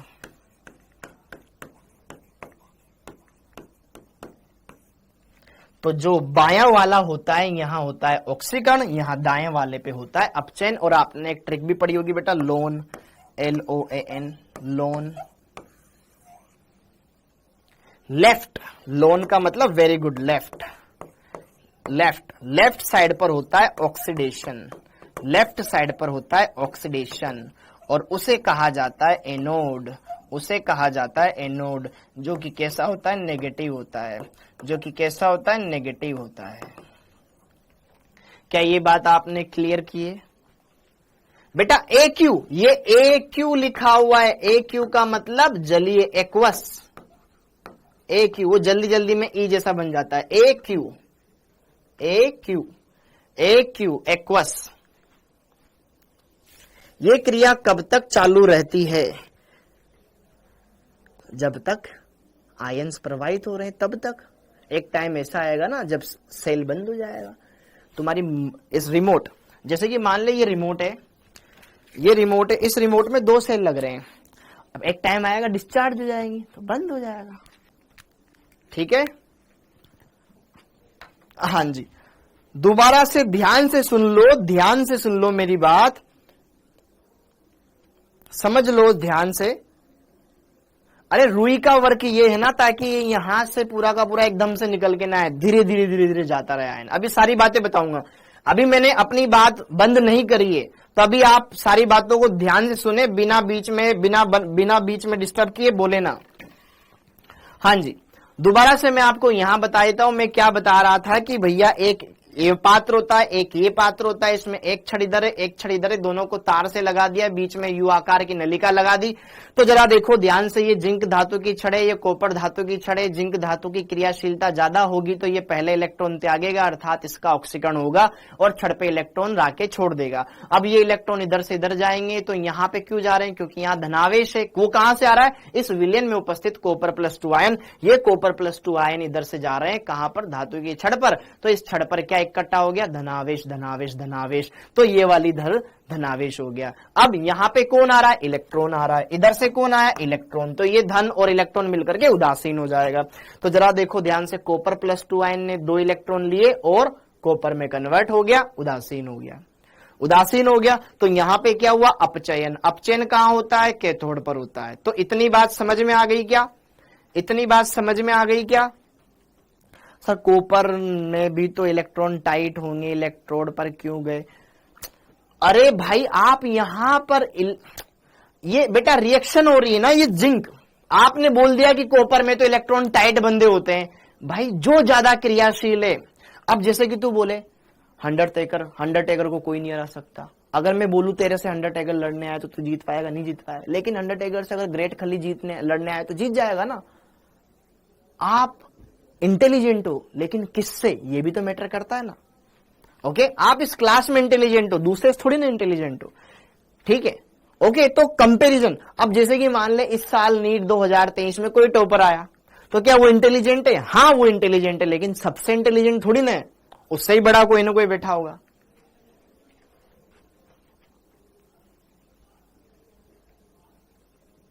अरे इंडिया का है ना, बोल देना जीतेगा। रोमन रेंज आएगा तो फिर हरा देगा, ठीक है। ओके, तो यहां पे मुद्दे की बात ऐसी है, बात ऐसी है, घर जैसी है। यहां पर ये सारा सीन समझ में आ गया। ज्यादा टाइम वेस्ट नहीं करते हैं, आगे बढ़ते हैं। ज्यादा टाइम वेस्ट नहीं करते हैं, आगे बढ़ते हैं। डन डना डन डन। ओके, अब आगे इतनी बात क्लियर हो गई है। यू आकार की नलिका क्यों लगाई जाती, बताने तो दो। अब आगे देखते हैं, अब आगे देखते हैं। हाँ, तो अभी तक हमने इस डायग्राम में जो जो दिखा रखा था उन सारी चीजों को देख लिया, क्या क्या चीजें थी, किस तरीके से वर्क कर रही थी, वो चीजें मैंने आपको बता दी है। तो अब एक बात इसमें छूट गई, इसलिए बोलता हूं बीच में डिस्टर्ब मत किया करो। वो एक बात क्या कि इलेक्ट्रॉनों का प्रवाह विद्युत धारा के विपरीत होता है। इलेक्ट्रॉनों का प्रवाह विद्युत धारा के विपरीत होता है। अब ध्यान सुन लेना, बीच में डिस्टर्ब मत करना। इलेक्ट्रॉन इस सिरे से, इस ऋण सिरे से धन सिरे की ओर जा रहे हैं, तो धारा धन से ऋण सिरे की ओर जाएगी। तो धारा का प्रवाह इस दिशा में होगा, धारा इस दिशा में बहेगी। ये ध्यान रखना है, ठीक है। इलेक्ट्रिसिटी का फ्लो इस पार्ट से इस पार्ट की ओर होगा। इतनी बात क्लियर हो गई। अब जरा देखिए ध्यान से, थोड़ा सा इसको मैं बताने की कोशिश करता हूं आपको, थोड़ी सी। ओके, अब सर ये कार्य कैसे करता है? तो कार्य करना तो अभी मैंने आपको बता दिया। अब आपने बोला कि सर एक टाइम के बाद तो चीजें खराब हो जाएगी। जैसे देखो ध्यान से, ये जिंक धातु की छड़ थी, जिंक धातु की छड़ से जिंक निकल के विलयन में आ रहा है, विलयन में आ रहा है, विलयन में आ रहा है, विलयन में आ रहा है। तो इससे क्या होगा? विलयन में जिंक तो पहले से ही था। क्या समय के साथ साथ विलयन में जिंक +2 आयन की सांद्रता बढ़ती जाएगी? यार समय के साथ साथ जिंक +2 आयन की जो सांद्रता है वो बढ़ती चली जाएगी। बढ़ती चली जाएगी कि नहीं चली जाएगी? बढ़ती चली जाएगी। और कोई सल्फेट आयन की सांद्रता इसकी तुलना में घटती जाएगी, घटती जाएगी। क्यों? क्योंकि कॉपर, हमने जिंक सल्फेट लिया था, लेकिन और जिंक आए जा रहा है, आए जा रहा है, आए जा रहा है, आए जा रहा है, आए जा रहा है। तो यहां पर धनावेश ज्यादा हुआ कि नहीं हुआ? हुआ। इधर देखो, अब उसका जुगाड़ यहां पे लवण सेतु करेगा। अब इधर देखो, कॉपर निकल के बाहर जा रहा है, बाहर जा रहा है, बाहर जा रहा है। तो माध्यम में क्या हो गया? क्या कॉपर +2 आयन कम हुए कि नहीं हुए? समय के साथ साथ माध्यम में कॉपर +2 आयनों की सांद्रता घट गई और उसकी तुलना में सल्फेट आयन ज्यादा हो गए। हुए कि नहीं हुए? हुए। समझना मेरी बात को। जैसे जैसे जिंक छड़ से निकल करके आयनों के रूप में विलयन में आ रहा है, तो विलयन में जिंक प्लस आयनों की सांद्रता बढ़ गई सल्फेट आयनों के मुकाबले। पहले अगर दोनों 100 होते तो अब जिंक ज्यादा हो गए। अगर कॉपर सल्फेट की बात करूं, अगर 100 कॉपर आयन थे तो 100 ही सल्फेट आयन थे, लेकिन अब कुछ कॉपर आयन बाहर चले जा रहे हैं, तो क्या माध्यम में सल्फेट आयन ज्यादा हो गए? तो यार यहां पर धनावेश ज्यादा हो गया, यहां ऋणावेश ज्यादा हो गया, तो उदासीनता कहां बनी रही भाई? पहले तो यहां से इलेक्ट्रॉन निकल रहा था फुट उधर उदासीन, यहां से निकल रहा था फुट उधर उदासीन हो जा रहा था, लेकिन अब यहां पे तो धनावेश या आवेश तो अभी भी उत्पन्न है, हाँ या ना? तो उस विद्युत उदासीनता को बनाए रखने का काम करता है आपका लवण सेतु। ये लवण सेतु क्या करेगा? इधर आवेश ज्यादा हो गया है, इधर ज्यादा हो गया है, अपने सैनिकों को भेज देगा। KCl एक आयनिक यौगिक है, इधर क्या ज्यादा हो रहा था? इधर धनायन की मात्रा ज्यादा हो रही थी, तो इधर से यहां से क्या भेज देगा ये Cl- कि जाओ Cl- इधर जाके इसको विलयन को उदासीन बना कर आओ, ठीक है। और इधर ज्यादा क्या हो गया था? सल्फेट आयन, तो जाओ, इधर पोटेशियम आयन को भेज दिया जाए, इधर से ये निकल के इधर चला जाएगा। समझ में आया? तो यहां पर लवण सेतु क्या करता है? विलयन की उदासीनता को बनाए रखता है, ठीक है, इलेक्ट्रिकल न्यूट्रलिटी को बनाए रखता है। इतनी बात क्लियर हो गई? ये डायग्राम समझ में आ गया? ओके, आई होप आपको समझ में आ गया होगा, मेरी राइटिंग समझ में आ गई होगी, डायग्राम में जो भावनाएं मेरी बताइए वो बढ़िया आई होगी, ठीक है। 10 में से तो 4 नंबर मिल ही जाएंगे मेरे को डायग्राम के। अब आगे लवण सेतु एवं इसके कार्य, अब इस पर बात करते हैं। हेडिंग डाल लीजिएगा, लवण सेतु एवं इसके कार्य। लवण सेतु एवं इसके कार्य। तो लवण सेतु क्या है? यह उल्टे यू आकार की नलिका होती है, यह उल्टे यू आकार की नलिका होती है, जिसमें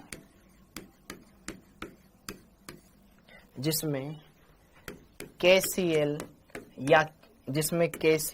या KNO3 या अमोनियम नाइट्रेट भरा होता है।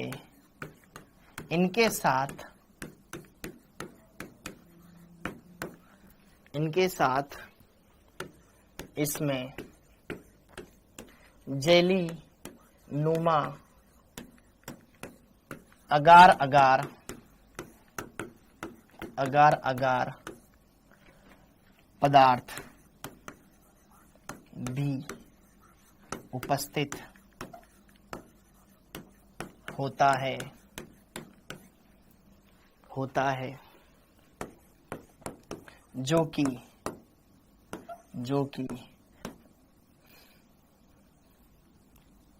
लवण सेतु में शांतता बनाए रखता है।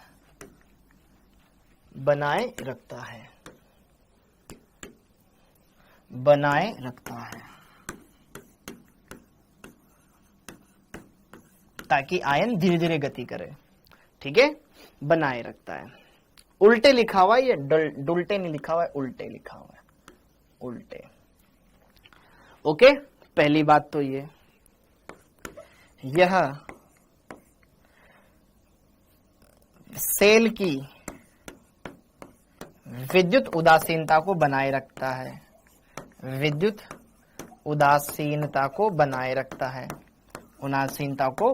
रखता है, बनाए रखता है। ये पॉइंट क्लियर हो गया। अगली बात, अभी तो बस इसके बारे में अपन देख लेते हैं, कार्य वार्य अपन थोड़े बाद में देख लेंगे, ठीक है। ओके, अच्छा, इसमें और क्या चीज होती है? इसमें जो हमने विद्युत अपघट्य ले रखा है ना बेटा, KCl, KNO3 या अमोनियम नाइट्रेट, ये रासायनिक यौगिक ही तो है। तो ये आयनिक यौगिक ऐसे होने चाहिए कि इसमें जो धनायन है, जैसे कि पोटेशियम आयन और Cl- दोनों सेम गति से भागे। देखो, हमने यहां पर KCl लिया, अब KCl ही क्यों लिया? क्योंकि KCl ऐसा विद्युत अपघट्य है बेटा कि जितना वेग इसमें धनायन का है ना, उतना ही वेग इसके ऋणायन का है। मतलब जिस दर से ये भागता है उस दर से यही भागता है, ताकि दोनों समान तरफ समान टाइम पे पहुंच जाए और दोनों को न्यूट्रल करते हैं, ठीक है। ओके, तो यहां पर लवण सेतु में उपस्थित विद्युत अपघट्य ऐसा होना चाहिए कि उसमें उपस्थित धनायन और ऋणायन के वेग समान हो, कि गतिशीलताएं समान हो। ठीक है, इसमें उपस्थित विद्युत अपघट्य, मतलब इसका चयन सावधानी पूर्वक करना पड़ेगा, ऐसे मन से कोई नहीं उठा लोगे। इसमें उपस्थित विद्युत अपघट्य इस प्रकार के हो कि उनके धनायन एवं ऋणायन के वेग लगभग समान हो, लगभग समान हो। नोट कीजिए बेटा, ठीक है, उनके धनायन एवं ऋणायन के वेग लगभग सेम हो, लगभग सेम हो। Got it? तो ये बात समझ में आई आपको? ओके, अब जरा देखो ध्यान से, इसके बाद कुछ आगे की कहानी। तो लवण सेतु, अब इसके कार्य पर हम प्रकाश डाल देते हैं, इसके कार्य पर हम प्रकाश डाल देते हैं। तो प्रकाश तो भैया एक तो ये परिपथ को पूर्ण करता है, दोनों चीजों को जोड़ता है, विद्युत उदासीनता बनाए रखता है। ओके, और भी देख लेंगे। ठीक है, हाँ जी, ये पॉइंट हो गए। तो बेटा अब यहां पर ये 4-5 पॉइंट आपको और लिखने। कार्य लिखो फटाफट, कार्य लिख लो। हाँ जी, यह दोनों अर्धशैलों के विलयनों को जोड़ता है और परिपथ को पूर्ण करता है। यह दोनों अर्धशैलों को जोड़ता है और परिपथ को पूर्ण करता है। ठीक है, ओके। दूसरी बात, यह धारा के सतत प्रवाह, धारा का सतत प्रवाह होता रहे, कोई दिक्कत ना है, फ्लो एकदम बढ़िया चलता रहे, या उत्पत्ति के लिए विलयन की विद्युत उदासीनता को बनाए रखता है। ठीक है, कि धारा का एक सतत फ्लो चलता रहे, आवेश उत्पन्न हो, नष्ट हो, उत्पन्न हो, नष्ट हो, उत्पन्न हो, नष्ट हो, चलता रहे वो प्रोसेस। ठीक है, धारा के सतत प्रवाह या उत्पत्ति के लिए विलयन की विद्युत उदासीनता को बनाए रखता है।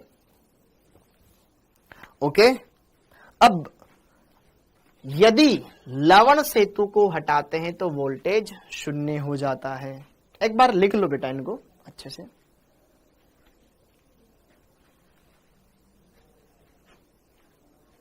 पहला हो गया, ये परिपथ को पूर्ण करता है। दूसरा, विद्युत उदासीनता को बनाए रखता है। तीसरा, हटा लेंगे तो वोल्टेज 0 हो जाए। जैसे कि फ्यूज हटाते हैं क्या होता है, लाइट बंद हो जाती है ना। ठीक है, उसे यह द्रव लिखो, लिक्विड, यह द्रव संगम विभव को उत्पन्न होने से रोकता है। ठीक है, क्योंकि विद्युत उदासीनता है ना, क्योंकि अपना आयन भेज देता है, तुरंत जाओ और वहां पे न्यूट्रलाइज करके आओ, वरना फिर अगर विभव में अंतर आ जाएगा इधर और उधर वाले में तो फिर दिक्कत हो जाएगी। ओके, हाँ जी, यह द्रव संगम विभव को उत्पन्न होने से रोकता है। दो द्रवों को परस्पर संपर्क में रखने पर इनके मध्य विभवांतर, दो द्रव है उनको पास पास में रखा, तारवार से तो जुड़े हुए थे, तो उनके मध्य उत्पन्न विभवांतर ही क्या कहलाता है आपका, द्रव संगम विभव, लिक्विड जंक्शन पोटेंशियल कहलाता है। ठीक है, ये 4-5 पॉइंट है जो इसके 4 पॉइंट है जो इसके अंदर आपको देखने थे। 1 2 3 4 1 2 3 4 हो गया बेटा। ओके जी,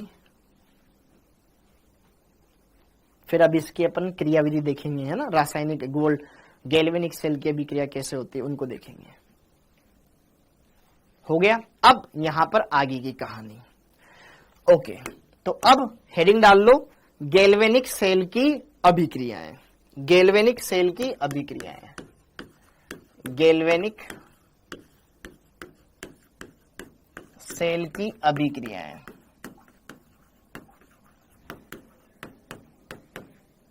अभिक्रियाएं,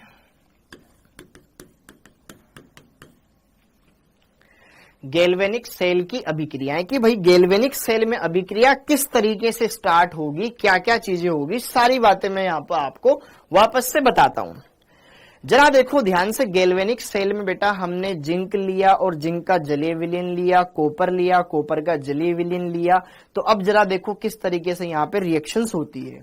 तो जो जिंक धातु की छड़ होती है उसको जिंक के जलीय विलयन में डुबोया गया, इधर कॉपर को कॉपर के जलीय विलयन में डुबोया गया है। तो जरा देखो ध्यान से, क्या जिंक धातु कॉपर से ज्यादा क्रियाशील होता है? होता है, बिल्कुल होता है। मैं इनकी आपको इलेक्ट्रोकेमिकल सीरीज लिखवाऊंगा, टेबल लिखवाऊंगा। आपने सक्रियता श्रेणी पढ़ी होगी क्लास 9th में 10th में, थोड़ी बहुत तो पढ़ी होगी। ओके, नहीं पढ़ी है तो अब अपन यहाँ पे देख लेंगे, चिंता मत करो, आएगी वो, कल लिखवा दूंगा, ठीक है। तो इलेक्ट्रोकेमिकल सीरीज में ऑर्डर होता है, जो ऊपर होता है वो उतना ज्यादा क्रियाशील होता है, उसका ऑक्सीकरण उतना जल्दी होता है। तो जिंक कॉपर से ऊपर आता है, तो जिंक धातु अधिक क्रियाशील होती है। तो यहां पर क्या होगा कि यार गैल्वेनिक सेल की अभिक्रियाएं अगर हम समझे तो जरा देखो ध्यान से, इसमें 2 इलेक्ट्रोड हैं। ये एक पात्र था, बनाओ ये, इसमें क्या था, हमारे पास एक इलेक्ट्रोड डूबा हुआ था, इसको तार से हमने जोड़ रखा था। ये है बेटा हमारे पास जिंक छड़, जिंक छड़। तो जिंक छड़ क्या कर रही है, यहां पर विलयन में जो उपस्थित है, हमारे पास यहां पर क्या है, जिंक सल्फेट का जलीय विलयन है, जिंक सल्फेट जलीय। ओके, तो यहां पर क्या हो रही है कि जिंक धातु की क्रियाशीलता ज्यादा होने की वजह से, जिंक धातु की क्रियाशीलता ज्यादा होने की वजह से यहां पर जिंक धातु जो पहले ठोस अवस्था में थी, छड़ ठोस ही तो होती है, यह ठोस छड़ क्या करेगी, इस जलीय विलयन में जाएगी और आयनित हो जाएगी, एक्वस, ठीक है। और 2 इलेक्ट्रॉन यहां पर इसने धातु पे छोड़ दिए। अब इसका मतलब ये छड़ ऋणावेशित हो चुके हैं, यहां से जिंक आयन निकल करके विलयन में जा रहे हैं। तो सिंपल सी बात है, यहां पर ऑक्सीकरण हुआ, ऑक्सीडेशन हुआ। कैसे पता चला कि ऑक्सीकरण अवस्था पहले 0 थी, बाद में +2 हो गई। ये है आपके पास अर्ध अभिक्रिया, क्योंकि आधा सेल में ये है आपके पास अर्ध सेल अभिक्रिया, अर्ध सेल अभिक्रिया, क्योंकि अभी दूसरे सेल में भी देखना है आपको। ये क्या हुआ, ऑक्सीकरण हुआ, ये ऑक्सीकरण हुआ, हाँ या ना बच्चों? ओके, अब इसी तरीके से दूसरा सेल, इसमें भी हमने यहां पर ये छड़ डुबो रखी थी। यहां पर था हमारे पास कॉपर सल्फेट एक्वस, एक्वस का मतलब होता है जलीय, AQ। इसको भी हमने फिर आगे तार के जरिए फिर जोड़ रखा था विभव मापी के साथ, ठीक है। अब इधर से इलेक्ट्रॉन जा रहे थे इस पर, तो यहां पर इलेक्ट्रॉन आ रहे थे, तो यहां पे जो विलयन में कॉपर +2 आयन था वो निकल के छड़ पे जाके जमा हो रहा था। तो यहां पे positive charge positive charge positive positive positive बन जाएगा क्या, और ये ओवरऑल पॉजिटिव हो जाएगा। तो यहां पे क्या हुआ कि जो विलयन में कॉपर +2 आयन था एक्वस, वो क्या कर रहा था, धातु की छड़ पे गया, वहां से इलेक्ट्रॉन लिए और वो क्या हो गया, कॉपर ठोस अवस्था में चला गया। समझ में आया बेटा जी? ओके, तो +2 से 0 में चला गया, कोई आवेश नहीं है। तो ऑक्सीकरण संख्या में कमी अपचयन कहलाता है। तो यहां पर अपचयन हुआ, ये भी अर्धसेल अभिक्रिया है, अर्धसेल अभिक्रिया, लेकिन किसकी है, अपचयन की है। किसकी है, अपचयन की है। यह अपचयन की अर्धसेल अभिक्रिया है। अब अगर मैं इन दोनों अभिक्रियाओं को जोड़ दूं तो कुल सेल अभिक्रिया आ जाएगी, हाँ या ना? अगर मैं इन दोनों अभिक्रियाओं को जोड़ दूं तो कुल सेल अभिक्रिया आ जाएगी, हाँ या ना? देखो जरा देखो ध्यान से, तो एनोड पर हुआ ऑक्सीकरण, कैथोड पर हुआ अपचयन, टोटल हो गया रेडॉक्स। अगर कोई अभिक्रिया जिसमें ऑक्सीकरण और अपचयन दोनों हो तो वो अभिक्रिया क्या कहलाती है, रेडॉक्स अभिक्रिया कहलाती है। तो जरा देखो ध्यान से यहां पर, अब वापस से अगर हम देखें तो यार एनोड पर क्या हुआ, एनोड पर हुआ ये अभिक्रिया। तो जिंक जो कि ठोस में था, इसने क्या किए, 2 इलेक्ट्रॉन त्याग दिए और खुद +2 में चला गया एक्वस मीडियम में, ठीक, ओके। और कैथोड पर क्या हुआ, कैथोड पर हुआ अपचयन, जहां पर क्या हुआ कि यार कॉपर +2 आयन जो कि मीडियम एक्वस में थे, इन्होंने ये त्यागे गए 2 इलेक्ट्रॉन ग्रहण कर लिए और खुद अपचयित हो गया कॉपर धातु में। तो ये ऑक्सीकरण वाली अभिक्रिया, ये अर्ध ऑक्सीकरण अभिक्रिया, ये अर्ध अपचयन अभिक्रिया, इन दोनों को जोड़ लिया जाए तो आपके पास संपूर्ण सेल अभिक्रिया आ जाएगी बेटा, संपूर्ण सेल अभिक्रिया आ जाएगी।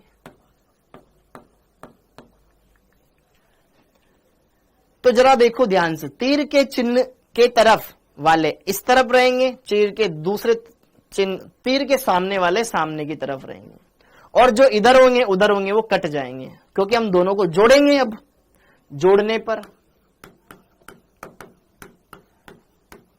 तो जरा देखो, तीर के इधर 2 इलेक्ट्रॉन, इधर 2 इलेक्ट्रॉन, 2 इलेक्ट्रॉन से 2 इलेक्ट्रॉन छम छम, तो सिर्फ क्या बच गया यहां पर, एक तो जिंक बच गया ठोस अवस्था में, और क्या बच गया बेटा, कॉपर +2 आयन बच गया एक्वस अवस्था में।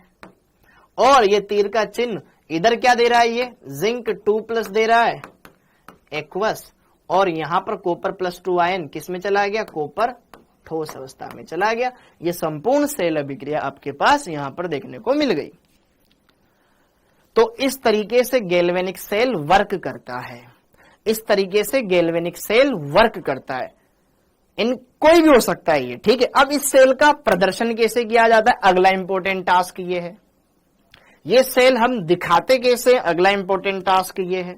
तो सेल का प्रदर्शन, क्या ये बात समझ में आ गई जो मैं आपको समझाना चाह रहा था। ऑक्सीकरण, अपचयन, लोन, ठीक है, लोन, एनोड पे क्या होगा, ऑक्सीकरण, नेगेटिव टर्मिनल, ये पॉजिटिव टर्मिनल कैथोड, ठीक है, ओके। तो इस तरीके से हम इन दोनों को जोड़ देंगे, कुल सेल अभिक्रिया आ जाएगी। अब गैल्वेनिक सेल का प्रदर्शन, तो सेल का प्रदर्शन, सेल का प्रदर्शन, सेल का प्रदर्शन, हेडिंग डाल लो, सेल रिप्रेजेंटेशन, सेल रिप्रेजेंटेशन, कि सेल को किस तरीके से हम रिप्रेजेंट कर सकते हैं। तो कुछ बेसिक नियम है, उन नियमों को हम यहां पर देखेंगे, ठीक है, क्योंकि बहुत सारे बच्चे ऐसे होंगे बेटा जो पहली बार पढ़ रहे होंगे, तो उनको पता नहीं होगा ज्यादा, तो एक बार उनको बताना पड़ेगा। जरा देखो ध्यान से, नियम नंबर 1, नियम नंबर 1 देखो, 2 सेल थे हमारे पास, अर्ध सेल ये बायां वाला, ये दायां वाला, ये एनोड, ये कैथोड। सेम उसी तरीके से जब हम सेल रिप्रेजेंट करेंगे, आगे एनोड लिखेंगे, पीछे कैथोड लिखेंगे, बीच में लवण सेतु दिखाएंगे। कैसे दिखाएंगे, सारी बातें मैं यहां पे बताता हूं, ठीक है। हाँ जी, ठीक है। सेल प्रदर्शन में एनोड को बाईं ओर, बायां यही होता है ना, बाईं ओर एवं कैथोड को दाईं ओर लिखा जाता है, राइट साइड पर दाईं ओर लिखा जाता है, ओके, ठीक है। अगला पॉइंट, दोनों आपस में अटैच किससे बेटा, लवण सेतु से। दोनों आपस में अटैच किससे, लवण सेतु से। हाँ जी, तो लवण सेतु को 2 खड़ी लाइन, ऐसे 2 खड़ी लाइनों से दर्शाया जाता है, मतलब बीच में लवण सेतु आ जाएगा, इधर एनोड आ जाएगा और उधर कैथोड आ जाएगा, ठीक है, ओके, ये बना लो। फिर अगला 3rd पॉइंट, अब जो भी चेंज आ रहा है, क्या चेंज आया कि धातु आयन में कन्वर्ट हुआ, धातु आयन धातु में कन्वर्ट हुआ। तो धातुओं की प्रावस्थाओं में जो भी चेंज आ रहा है, धातु और धातु आयन, उनको एक खड़ी रेखा के, उन दोनों के बीच में एक खड़ी रेखा लगाते हैं। देखो ध्यान से, अभी लिखवाता हूं सारी बातें। धातु एवं धातु आयन के मध्य एक खड़ी रेखा लगाते हैं। ये पॉइंट हो गया, मतलब सिंगल लाइन हम लगाएंगे, एक साथ लिखवा देंगे। ओके, और एक फोर्थ पॉइंट, अच्छा, धातु या आयनों के साथ कोष्टक में उनकी प्रावस्थाओं को भी बताएंगे कि ठोस अवस्था है कि द्रव अवस्था है कि गैस है। ठीक है, साथ में अगर सांद्रता दे रखी है तो सांद्रता भी बताएंगे, दाब दे रखा है तो दाब भी बताएंगे। ठीक है, अगर दे रखा है तो। ठीक है, ओके, हाँ जी, धातु एवं आयनों के साथ कोष्टक में, उनके जस्ट बाद कोष्टक में उनकी अवस्था, दाब, सांद्रताएं भी लिखी जाती है। कोमा लगाते जाएंगे, बताते जाएंगे। ठीक है, ओके, बस ये 4 पॉइंट है। अब देखते हैं यहाँ पे इस सेल का प्रदर्शन हम कैसे करते हैं। हाँ जी, लिख लो बेटा फटाफट से। इधर बाईं तरफ एनोड, दाईं तरफ कैथोड। ठीक है, ओके, दोनों के बीच में लवण सेतु 2 डंडे, और जो भी चेंज होगा उनके बीच में सिंगल डंडा। ओके, तो ये पॉइंट हो गया। जैसे कि अभी हमने जो सेल लिखा ना, इस सेल का प्रदर्शन कैसे करते हैं, हर एक सेल के बारे में लिख सकते हैं ऐसे, जरूरी नहीं है इसी सेल का अपन ने ठेका ले रखा है। ओके, तो देखिए यहां पर लवण सेतु, एनोड पर क्या हुआ, जिंक कन्वर्ट हुआ जिंक 2+ आयन में, हा या ना। जिंक धातु है, ये आयन है, दोनों के बीच में एक डंडा। ओके, इधर क्या हुआ, कॉपर +2 आयन कन्वर्ट हुआ कॉपर में, इनके बीच में एक डंडा हो गया। तो ये एनोड हो गया, ये कैथोड हो गया, और बीच में 2 डंडा लवण सेतु हो गया। अगला पॉइंट कि धातु या धातु आयनों के साथ उनकी अवस्थाओं को भी दिखाओ, अगर दे रखी है तो। अब जैसे कि सपोज करो, मान लो हमने अवस्थाएं बता दी, और देखो ध्यान से, ये जो विलयन दिए जाएंगे ना बेटा, ये जो विलयन दिए, इनकी कुछ मोलर, इनकी कुछ सांद्रता भी तो होगी ना भाई, ऐसे मनमाने थोड़ी मान लेते हैं अपन, केमिस्ट्री पढ़ रहे हैं। ठीक है, ओके, तो कहां गया, हाँ जी, अगर मान लो यार इधर कॉपर, ये जिंक सल्फेट भरा हुआ है, 1 मोलर जिंक सल्फेट, और 1 मोलर इधर कॉपर सल्फेट भरा हुआ है, तो इनकी सांद्रता भी मैंने लिख दी, 1 मोलर ले लिया दोनों को। तो जरा देखो ध्यान से यहां पर, तो जरा देखिए ध्यान से, यहां पर जो जिंक था वो तो ठोस अवस्था में था, लेकिन जो आयन था, ओके, ज्यादा मात्रा तो उसी की है ना। ओके, तो यहां पर ये किसमें, एक्वस में है, एक्वस में, और इसकी मात्रा 1 मोलर, ऐसे कोष्टक में हम इसे लिख देंगे। सेम इस तरफ, यहां पर ये एक्वस था, ओके, और कोमा लगा के 1 मोलर इसकी सांद्रता, फिर यहां पर ये ठोस अवस्था में चला गया। इस तरीके से हमने उस सेल का प्रदर्शन कर दिया। सेल प्रदर्शन इस तरीके से किया जाता है। एक बार मैं और बता दूं, आगे एनोड लिखा जाता है, पीछे कैथोड लिखा जाता है, दोनों के बीच में 2 डंडे लवण सेतु को बताते हैं, जो भी चेंज होता है उनके बीच में एक खड़ी लाइन लगाते हैं। ओके, और पैरों में इनकी स्टेट लिखी जाती है कि ये कौन सी अवस्था में था, ये ठोस में था इसलिए एस लिखा, ये जली में गया एक्वस लिखा, फिर साथ में इसकी सांद्रता क्या है विलियन में वो दिखा दी अपन ने, यहाँ पर ये सारी चीजें क्लियर करवा दी। ये हो गया अपना सेल का प्रदर्शन, ये हो गया हमारे सेल का प्रदर्शन। कोई दिक्कत? ओके, एक बार अब यहाँ पे मेरे को कमेंट चेक करनी चाहिए आपके। हाँ जी, क्लियर हो गया बेटा? अरे क्लियर हो गया क्या? ओके जी, दो क्या है? हाँ यार देखो, साथ के साथ ना लिखते रहा करो बेटा, साथ के साथ थोड़ा सा लिखते रहा करो, साथ के साथ थोड़ा लिखता रहा करो, है ना। ओके, अब जैसे कि देखो ध्यान से, सर क्या सिर्फ जिंक और कॉपर ने ठेका ले रखा है एनोड कैथोड बनने का, औरों ने नहीं ले रखा? क्या ले रखा है? हाँ जी, जैसे कि देखो ध्यान से यहां पर अन्य उदाहरण,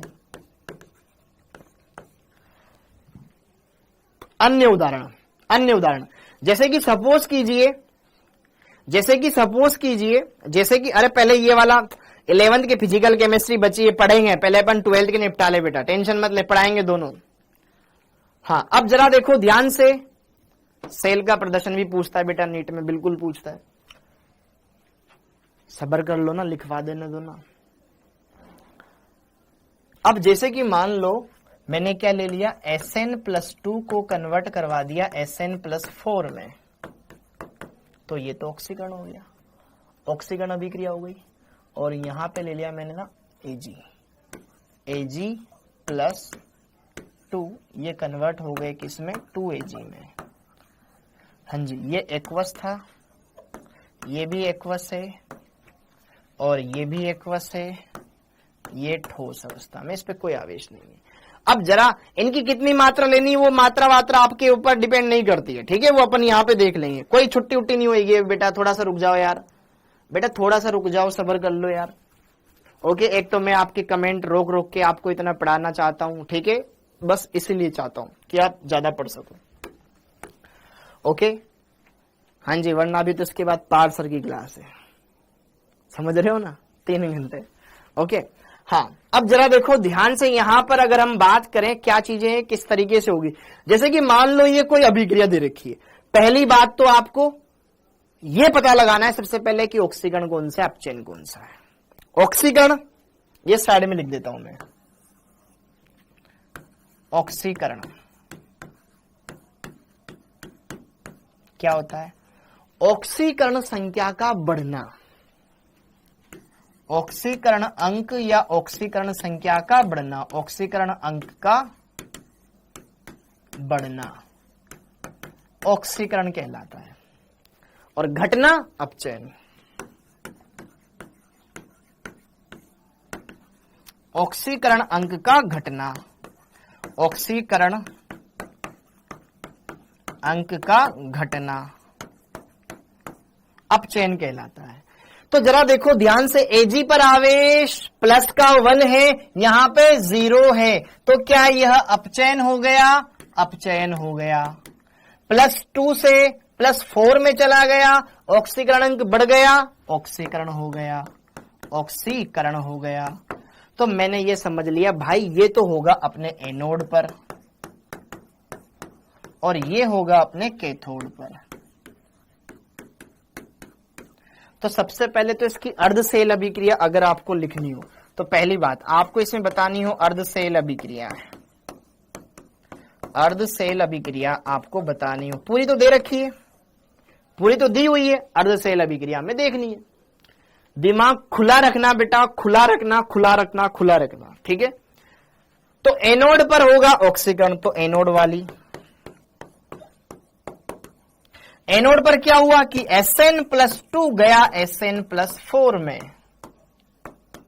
अब +4 में गया, +2 से +4 मतलब पहले +2 आवेश था, +4 अब धनावेश और बढ़ गया, मतलब इलेक्ट्रॉन निकाल दिए, इसने 2 इलेक्ट्रॉन त्याग दिए। ओके, हाँ जी, ओके। और कैथोड पर क्या होगा, अपचयन, हाँ जी, Ag+ किसमें कन्वर्ट हो रहा है, Ag में जा रहा है। अब जरा देखो ध्यान से, एक Ag+ Ag में जा रहा है, अर्थात उसने 1 इलेक्ट्रॉन लिया होगा, परंतु टोटल 2 इलेक्ट्रॉन त्यागे गए ना, तो बैलेंस में देखो यहाँ 2 लिखा हुआ है, तो यहाँ पे 2 लगा दिया, फिर 2 इलेक्ट्रॉन ग्रहण किए ताकि 2 Ag बन जाए। अब इनकी अवस्था, ये एक्वस था, क्वेश्चन में एक्वस ही दे रखा है, ये एक्वस दे रखा है, ओके, ये एक्वस है बेटा आयन, और यहां पर ये ठोस है आयन। ओके, तो हमने अर्ध ऑक्सीकरण अभिक्रिया, अर्ध अपचयन अभिक्रिया देख ली। फील आ रही है, मैं ऐसा कुछ नहीं पढ़ा रहा हूं जो आपको समझ में ना आए, उदाहरण भी सिंपल सिंपल से ले रहा हूं, ठीक है। क्या ये पॉसिबल हो गया? अब हमने सेल अभिक्रिया लिख दी, अब इसका प्रदर्शन करना देखते हैं। प्रदर्शन, सेल प्रदर्शन, सेल प्रदर्शन। अब जरा देखो ध्यान से, आगे लिखेंगे एनोड, पीछे लिखेंगे कैथोड, तो बीच में लगा दिए 2 डंडे, लवण सेतु। इधर क्या है, Sn+2 गया Sn+4 में, Sn+2 गया Sn+4 में, 4+ लिखो या 4+4 लिखो, और Ag+ गया इधर Ag में। ये तो ठोस आ गया। हाँ जी, अब जरा देखो ध्यान से, आपसे कुछ राय ले ली जाए। हाँ जी बेटा, ओके। अब जरा देखो ध्यान से, अरे रुक जाओ 3 घंटे पढ़ना है, 3 घंटे पढ़ना है, बाकी सब्जेक्ट का तो नहीं पढ़ना तुम्हें। हाँ जी, अब जरा देखो ध्यान से बेटा, यहां पर एक बार समझ लो ना मेरी बात काम से। ओके, अब जरा देखो ध्यान से, Ag+ यहां गया, इसमें तो देखो ध्यान से बेटा, यहां पर ये भी एक्वस है, ये भी एक्वस है, ये एक्वस है, ये ठोस है, तो ठोस का तो इलेक्ट्रोड हो गया ना, यहां तो दोनों आयन है, यहां पे इलेक्ट्रोड कहां है? इसमें बताओ इलेक्ट्रोड कहां है? 2 Ag नहीं लेंगे। अब देखो ध्यान से एक बात, ये और एक बच्चा बोल रहा है कि सर आपने यहां 2 लिखा है, तो यहां पे 2 क्यों नहीं लिखा? सेल प्रदर्शन में संख्या का उल्लेख नहीं किया जाता है कि कितने आयन ले रहे हैं, कितने आयन बन रहे हैं। सेल प्रदर्शन में कहीं पर आपको ये नहीं लिखवाया मैंने कि आपको उनकी संख्या भी बतानी होगी, बस आपको बताना है कौन किस में गया। ओके, तो यहां पर Ag+ सिर्फ Ag में जा रहा है, आपको ये नहीं बताना कि 2 Ag 2 में जा रहे हैं, 3 3 में जा रहे हैं, ये बिल्कुल नहीं बताना। ओके, हाँ जी, अब इतनी बात क्लियर हो गई, इतनी बात क्लियर हो गई। अब जरा देखो ध्यान से, अरे मेरी बात सुन तो लो यार, इसमें कैथोड कौन, इसमें इलेक्ट्रोड किसका है? इसमें आप बता सकते हो इलेक्ट्रोड किसका है? इधर तो ठोस है, इधर तो सिल्वर का इलेक्ट्रोड, इधर किसका इलेक्ट्रोड है बताओगे मेरे को? इधर इलेक्ट्रोड किसका है? क्या मेरी बात सुन रहे हो? इधर इलेक्ट्रोड किसका है? Sn+2 का। बस बेटा 2 मिनट में ले रहा हूं, फिर आपको एंड कर रहा हूं। इधर इलेक्ट्रोड किसका है? टिन का। अरे ये भी जल है, ये भी जलीय इलेक्ट्रोड। पानी का इलेक्ट्रोड होता है क्या? कोई ऐसा इलेक्ट्रोड है जो अभिक्रिया में पार्टिसिपेट ही नहीं कर रहा, अक्रिय इलेक्ट्रोड, जो बस केवल इलेक्ट्रॉनों को फ्लो करवाने का कार्य कर रहा है, वो है यहां पर प्लेटिनम। इसके बारे में हम आगे अगली क्लास में पढ़ेंगे, ठीक है। थोड़ा सा यहां ये प्लेटिनम, ये इलेक्ट्रोड होता है बेटा। और इसका अगर मैं तुम्हें सेल प्रदर्शन बताऊं ना, तो सिंपल सा ये ऐसा है, ये एक सेल है, अर्ध सेल, ये दूसरा अर्ध सेल है। अगला बाकी इनकी बारे में डिटेल में पढ़ लेंगे आगे, ठीक है। ये इलेक्ट्रोड एक, ये दूसरा इलेक्ट्रोड है, ठीक है। यहां पर ये बाकी पूरा का पूरा डायग्राम है, यहां पर ये इससे कनेक्ट हो रहा है। ये इलेक्ट्रोड है अपना प्लेटिनम का, प्लेटिनम इलेक्ट्रोड। ये इलेक्ट्रोड है बेटा आपका किसका? Ag का इलेक्ट्रोड, Ag इलेक्ट्रोड। तो यहां पर हमने विलयन में क्या डाला हुआ है? Ag+ ion. तो Ag+ आयन निकल के यहां जा रहा था। ओके, हाँ जी, बस बेटा 2 मिनट, ये पूरा करवा दो यार, ये पूरा करवा दो बेटा। ओके, कभी हमसे बोल दिया करो सर थोड़ा ज्यादा पढ़ा दिया। हाँ जी, अब जरा देखो ध्यान से, यहां पर जरा देखो विलयन में ही क्या है? Sn+2। देखो इसकी जो ये परत है, इसकी अंदर वाली परत से निकल करके आ रहे हैं Sn+2, और बाहर वाली जो परत है बेटा ये है आपके पास Sn+4 की।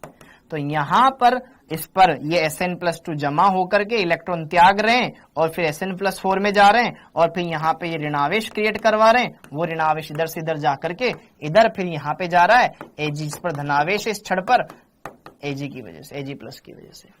बाकी अपन अगली क्लास में पढ़ेंगे, बाकी अपन अगली क्लास में पढ़ेंगे। हाँ जी, बना सकते हो, बनाना है तो बेटा आपको बना लो।